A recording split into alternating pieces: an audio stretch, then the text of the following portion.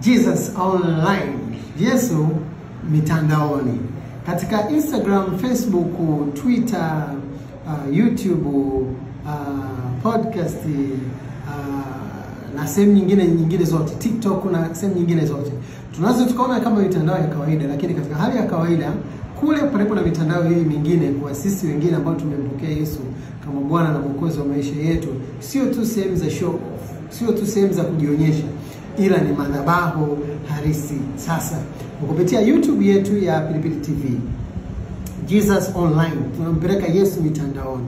Habari za Yesu, nguvu za Yesu, uwezo wa Yesu utatambaa mpaka TikTok, utatambaa mpaka Facebook, utatambaa mpaka YouTube, utatambaa mpaka katika podcast tofauti na katika mitandao na mirindimo ya kijamii.